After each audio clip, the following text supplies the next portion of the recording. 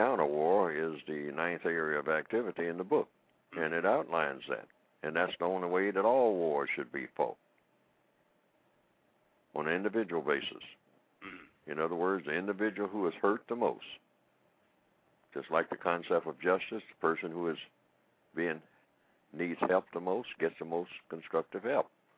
And the person who is being hurt the most and nobody's doing anything about it, that person has a choice. I won't say it's a duty, but that is an option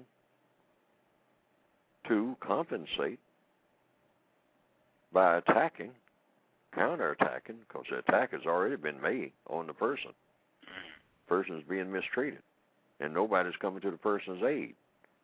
So that person as an individual, not as a so-called group, I mean, that's not justice. That's not done in, it's the person that's hurting. That's the person. The squeaky wheel gets the grease, as they say. Yes, sir. So that person, in the form of maximum emergency compensatory action, I used to call it justice, but I thought that was going a little too far by saying that you're actually producing justice. You don't know whether you are or not, but that's the step toward it. So it'd be more accurate to say maximum emergency compensatory action. That's action with the intent of producing justice, however. But to be explicit, it's an action with that intent, because the intent is always to bring about balance between people. And the best way to make a message between people who are dedicated to doing harm, and nothing will stop them, is to do harm to the person who is doing harm. Now, if you're going to kill them in order to do that, then in order to prove your motive for doing it, rather than just duplicating what they have done, is that you also kill yourself. That's one of the features of maximum emergency. You tell the person, say, well, I can't stop you from doing what you're doing because you're going to continue to do it. And so I don't know how to stop you and then survive because you have made me dependent on you. So let's do it this way. Let's say you keep mistreating me. Nothing will come to my rescue. And you keep doing it, and you keep doing it, and you keep doing it. And I can't get any help from anybody. And you keep doing it, and it looks like it's just going to keep on this way. There's no relief. There's no place I can go. I can't get away from you. I just have to be in this condition. So, since this is a situation that should not exist, I will take what skills that I have, and on a certain day, at a certain hour, and certain circumstances, whatever it is I can figure out in a compensatory fashion,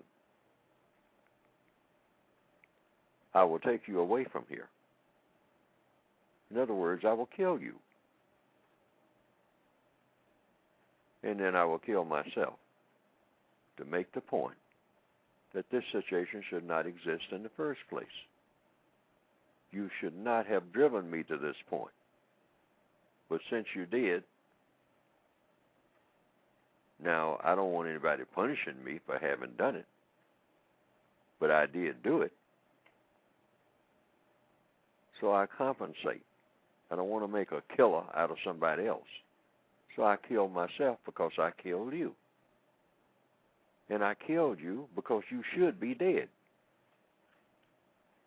on account of your actions toward me.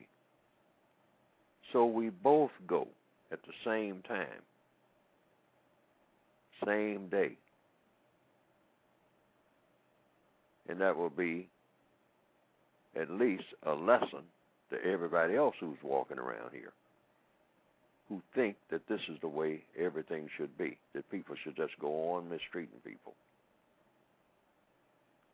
And if it happens enough over a period of time, people will eventually get the message this mistreating people does not work. It simply doesn't work. Because when I mistreat you, it means that I am going to be the result of my mistreatment, my own demise. my own extinction. I can't do it. Maybe people will get that message. That's the procedure. That's the message that's supposed to be sent under maximum emergency. But a person is only supposed to do it when they can't go any further, when they don't have any options, when they can't get away, when there's nothing else that they can do except just keep taking it, keep taking it, keep taking it. Nobody's supposed to do that. But it's up to the person, the individual person, because different people have different temperaments. Different people can stand different levels of punishment. But that's the only form of so-called violence that's allowed other than direct self-defense, which in a projected way that is. Maximum emergency is self-defense. But it's defense when you can no longer defend yourself. But this is the only type of counter-violence that's allowed, where you take the initiative to make into extinction the person who is slowly making you worthless for having been here in the first place, by just mistreating you,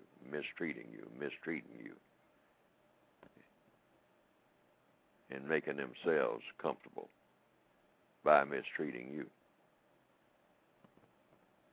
That's justice in its purest form when it comes to counter-violence against the violence that's being inflicted. Nobody, logically speaking, who has the correct intentions can argue against that. In the code book, the textbook for victims of racism, that whole chapter, that whole segment, that whole area of activity is covered under war, counter-war. War is a system of white supremacy. It's the most potent form of war. If you're going to counter that system directly, toe-to-toe, you don't do it by dropping bombs on cities, killing babies and all this type of stuff, or just kill anybody. No. You go after the individuals, specifically, who are doing the most damage once you find out who they are. And without warning, because they've already had their warning by having done what they have been doing. And you have already asked them to stop doing what they are doing. But being what they are, they continue to do it because they think that's their mission for existence in this planet. And there's no logical reason for them to think that. No constructive reason. So when you can't talk to them, after you try to talk to them, that's compensatory. Try to talk to them. But if you as an individual, not the fellow next door, decide, I'm tired of talking. I can't take it anymore. They're slowly strangling me. They're making me into a worthless organism. And they're enjoying it. And I'm not taking it anymore. As of tomorrow or the next day or whenever I decide, you're your own general and your own private, your own corporal, your own politician, in your own army, an army of one.